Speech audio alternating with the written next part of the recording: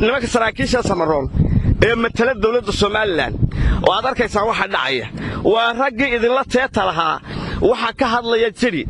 hadduu wasiir gaashaandhig ahaa hadduu wasiir ku xigeen ahaa hadduu xildhibaan ahaa ku soo dhawaada war degdeg ah iyo wararkii ugu dambeeyay geeyiga Soomaaliya qodobadaan idiin hayana waxa kamida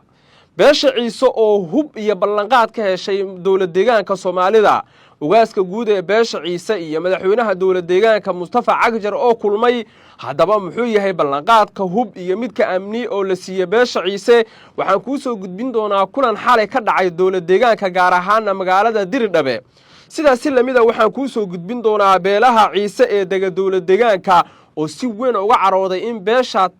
Samaroon ay isoorista ku samayso xeerka buugga Ciise haddaba abaabul ciidan oo si weyn uga socda dawlad deegaanka ayaan faahfaahintiisa ku soo gudbin doonaa waxaan kula wadaagi doonaa xiisad culus oo laga soo warinayo deegaano ka tirsan banaanka magaalada Cerigaaba ee xarunta gobolka Sanaag qodobadaas iyo waxyaabihii kale ee nagu soo kordha ayaan saaxiibayaal idiin faahfaahin doonaa ee soo dhawaada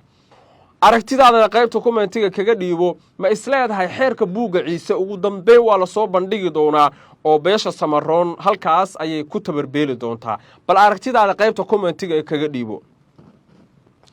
qodobkeena ugu horeeya ayaan soo qabanayaa beesha Ciise ee degta dawlad deegaanka Soomaalida meelo kamida ayaa ugaaska guud ee beeshaasi waxa uu kulan gaar ah la qaatay madaxweynaha dawlad deegaanka Soomaalida Mustafa Cagjar bahda warbaahinta ayaa loo diiday inay muuqaalo ama sawirro ka helaan kulankii dhexmaray ugaaska guud ee beesha Ciise Mustafa iyo sidoo kale madaxweynaha dawlad deegaanka Soomaalida xogta la helayo ayaa waxay tilmaamaysaa in kulanka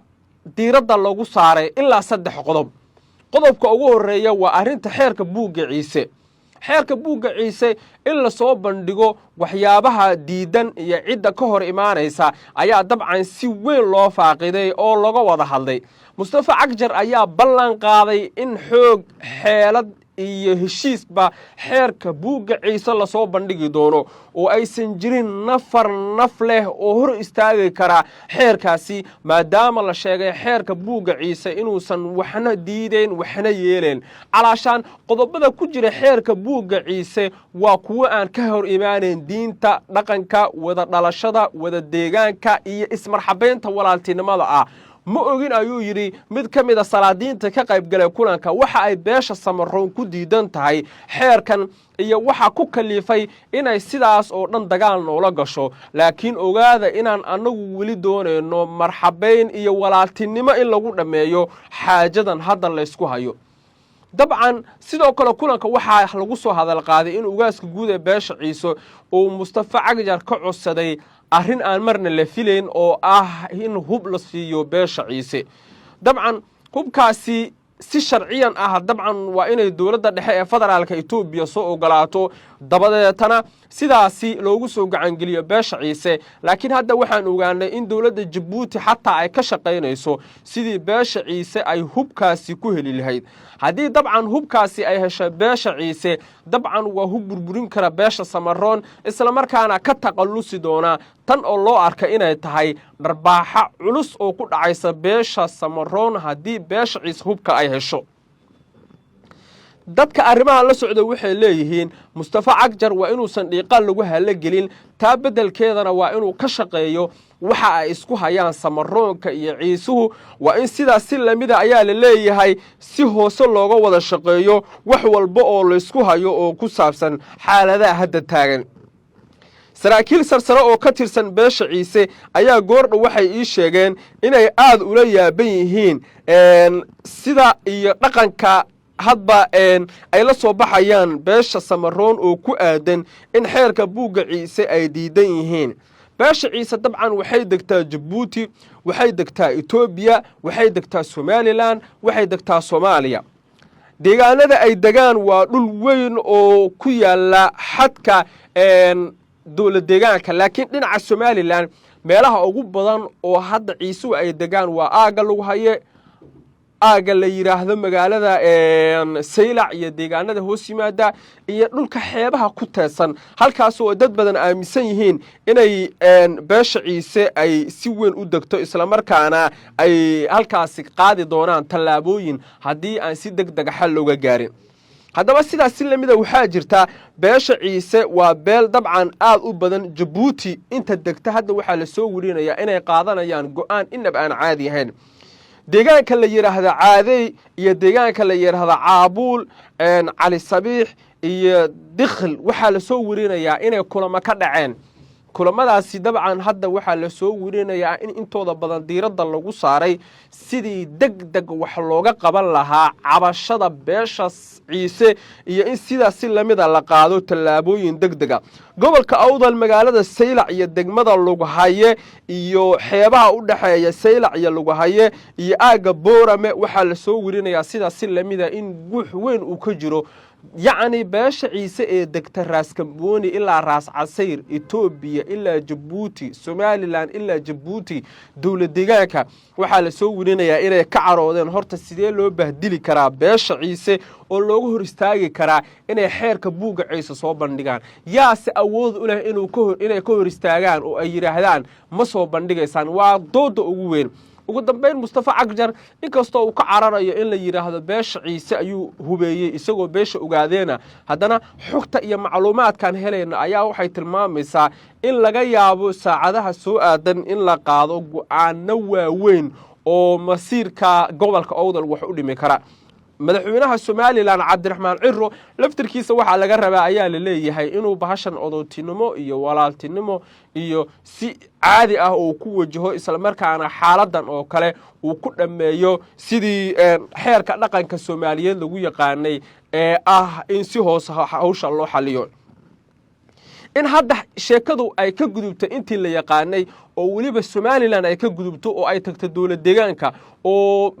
ugaaska guud beesha ciise aan darhaadin shalay aan idila wadaaga shalay duhurkii in uu Jabuuti hub ka codsaday ayaa waxay tahay wax qeyr macquul aan ahayn oo xaaladda dab kale ku sii shidaysa waxayna dad badan aaminsan yihiin si xaaladahan oo kale loo xaliyo waa in dawladda Jabuuti iyo sidoo kale dadka halkaasi wada daga ay xalka qayb ka noqdaan oo aysan qayb ka noqon sidii loo burburin lahaa gobolka Awdal oo la aaminsan yahay in hadda beesha ciise hubtira beel ah halka ay ku daabulayso dhinaca kale beelaha dega dawlad deegaanka Soomaalida ayaa la soo warinayaa inay laftirkoodu qaadayaan go'aano dheeraad ah go'aanadaasi dabcan waxa la sheegay inay xaaladda uga sii dari karaan oo ay xaaladda god ku sii ridi karaan hadii aan si degdeg ah xal uga gaarin sida ay tabinayaan wararka iyo macluumaadka aan helayno 48 saac la soo dhaafay dabcan kulamada ka dhacaya dawlad deegaanka Soomaalida ayaa sare maray kuwaas oo dad badan aaminsan yihiin inay xaaladda dab kale ku sii shidi karaan hadii aan si degdeg xal looga gaarin ugu dambeyntii beelaha ciise iyo samaroon ama heshiis ay gali doonaan ama dagaal ay u dhaqaaqi doonaan wax ka dhaxeeya ma jiro yacni deegaanada ama xeerka buuga ciise in la soo bandhigo waxa ugu weyn oo ay samaroonku u diidan yihiin ayaa waxay tahay xeerka buuga ciise waxa ku jira deegaano u xaqlinaya yacni deegaano siinaya beesha ciise deegaano ay leedahay beesha samaroon waa waxa ugu weyn oo dabcan xeerkan ku jira sida ay dad badan aaminsan yihiin halka ciisuhu ay leeyihiin deegaanada ay sheeganayaan beesha samaroon ee ku yaala gobolka Awdal waa deegaano anagu aan leenahay oo mar hore qarniyo ka hor adiga 100 sano ka hor aan soo degnay oo aysan cidna naga xigin aan qaadeyno tallaabooyin dheeraad ah oo cid walba oo isku dayda in ay arrinkan farageliso tallaabo aan ka qaadeyno si walbaba ha haatee dadka arrimaha la socda ayaa waxay aaminsan yihiin inay xaajadu dab kale isku shidi doonto hadii aan si degdeg ah loo xalin hadda waxyaabaha la isku hayo sida ay dad badan aaminsan yihiin markana waxaan eegayaa qodobadeena kale aaga magaalada Ceergaabo wararka laga helayo waxay tilmaamayaan in dhowrkii saac la soo dhaafay Ceergaabo iyo deegaanada hoos yimaada si weyn looga dareemay dhaqdhaqaaqyo ciidan oo halkaasi ka socda khubaro amni oo aan la hadalnay ayaa waxay tilmaameen in saraakiil ciidan oo ka tirsan maamulka waqooyi bari ay shalay gelinkii dambe gaareen magaalada Ceergaabo banaankeeda halkaas oo la sheegay in dhaqdhaqaaqyo xoogan oo dhanka ciidamada ah laga dareemayo laba sargaal oo ka tirsan ciidanka beesha dhulbahante ayaa sidaas si lamida la sheegay in ay qaateen go'aan inaba aan caadi ahayn kaasi oo la sheegay inuu xaaladda dab kale ku sii shiday waa inay dagaal qaadaan weliba sida ugu dhaqsiyaha badan taasoo la sheegay inaysan cidna dan ugu jirin weliba dhinacyada isku haya ceergaabo iyo deegaanada hoos yimaada xubnaha saraakiisha ah qaarkood oo aan la hadalnay waxay tilmaameen inaysan garanayn sababta ugu weyn oo xilligan beesha dhulbahanta ku kalifi karta inay qaadato go'aan dagaal kaasi oo dad badan aaminsan yihiin inuu xaaladda dab kale ugu sii shidi karo ceergaabo iyo deegaanada hoos yimaada dabcan maalmihii lasoo dhaafay waxaad moodaa inay xaaladdu deganeyd oo dhaqdhaqaaqyo sidaa u badan uusan ka jirin laakiin hadda dhaqdhaqaaqyada socda dad badan waxay aaminsan yihiin inay xaaladda dab kale kusii shidi karaan magaalada oog oo ka tirsan gobolka sool wararka laga helaya xilligan oo ah kuwo degdega ayaa waxay tilmaamayaan in dhowrkii saacee lasoo dhaafay magaaladaasi si weyn looga dareemay dhaqdhaqaaqyo ciidan oo ay wadaan ciidanka somalilan ayaa lasoo werinayaa in ay sheegtay inay qaadayso duulaan weyn oo ka dhan ah ciidanka maamulka waqooyi bari waxaana magaalada laga dareemayaa cabsi ah in dagaalla ay ka dhacaan saraakiil sarsaro oo ka tirsan ciidanka maamulka waqooyi bari ayaa waxay tilmaameen inay heegan ku jiraan oo ay iska difaaci doonaan haddii iyaga duulaan lagu soo qaado saraakiishu waxay sheegeen in ay qabaan amar ah haddii ay culays amni dareemaan inay qaadaan tallaabooyin dheeraad ah taasi oo ay sheegeen inaysan cidno dan ugu jirin marka laga hadlayo waqooyi bari iyo somalilan waanwaan ayaa jirtay dhinacyada laga dhex waday waa somalilan iyo waqooyi bari oo la doonaya in xaaladda lagu qaboojiyo laakiin xaaladdu hadda siday tahay markaad eegtid waxaa kuu soo baxaya ama ku iftiimaya inay dhinacyadu sii kala dheeraanayaan oo ay xaaladdu tegayso meel aan waxba laga qaban karin dhowr xubnood oo saraakiil ah qaarkood waxay ii sheegeen in xaaladan oo kale ay tahay mid aan waxba laga qaban karin oo ay dhinacyadu wadaan dhaqdhaqaaqyadii ugu dambeeyey oo midba midka kale uu iskaga difaacayo haddaba haddaan dib ku xasuusiyo magaalooyinka oog iyo sidoo kale magaalada la yidhaahdo gumays waa isku dhow yihiin xuduud ahaan marka laga hadlo waxaana muuqata inay dhinacyadu midba midka kale uu u qaadayo horay sidii uu iskaga difaaci lahaa sida ay khubaradu aaminsan yihiin waanwaan ayaa jirtay laga dhex waday dhinacyada si xaaladda loo qaboojiyo laakiin xogaha iyo macluumaadka hadda aan helayno ayaa waxa ay ku tusinayaan inaysan dhinacyadu xilligan diyaar u ahayn inay nabad qaataan taa beddelkeedana ay doonayaan isdifaacid iyo inuu midba midka kale iska difaaco haddii lacalla ay noqoto in duulaan lagu soo qaado sidaas si lamida toddobaadkii lasoo dhaafay hub aad u fara badan ayaa dabcan la geliyey gudaha magaalada oog iyo sidaas si lamida deegaanada kale ee hoos yimaada waxaana khubarada arrimaha la socotaahi ay leeyihiin dhammaan dhinacyada hubka leh iyo sidoo si lamida dhinacyada doonaya inay hubka furtaan ayaa dabcan heegan ku kale jira oo midba midka kale ayuu iska ilaalinayaa inuu duulaan ku soo qaado waana wax caadi ah marka la eego inay dhinacyadu ama laba dhinac iska soo horjeeda ay is ilaaliyaan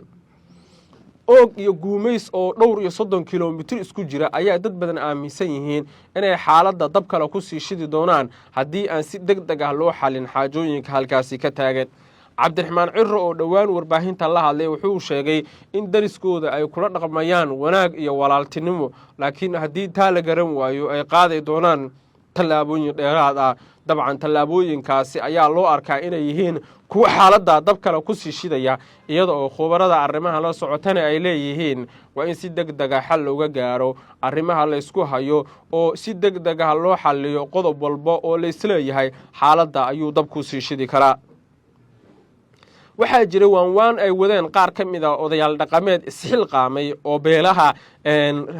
reesha isxaaq iyo dhulbahanta ah kuwaasoo doonayey in somalilan iyo waqooyi bari ay kala dhammaadaan oo wixii midba midka kale xaq ugu leeyahay bannaanka uu keeno iyadoo oo midba midka kale uusan ku xadgudbayn laakiin dhammaan qodobada lagu heshiiyey waxay ahaayeen kuwo dhicisoobay oo xaaladda dab kale ku sii shiday sida ay dad badan aaminsan yihiin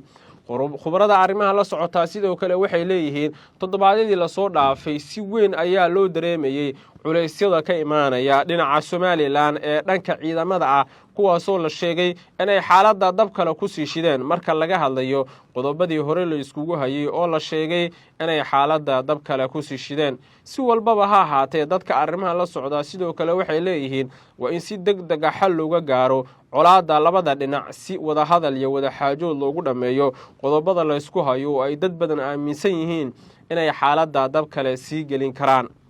wixii ku soo kordha saaxiibayaal waynu arki doonaa hadday tahay markii kuugu horeysay ku soo biir daraja media waxaad heli doontaa dhammaan wararka iyo warbixinada xasaasiga ah oo mar walba halkan aan ku daabacno hadday tahay markii kuugu horeysayna muuqaalkan aad daawanaysay like saar subscribe dheh darajo aragtidaada qaybta commentiga inoogu reeb haddaad nala dhammaysatay waad mahadsan tahay soo dhowow saaxiib maalin wanaagsan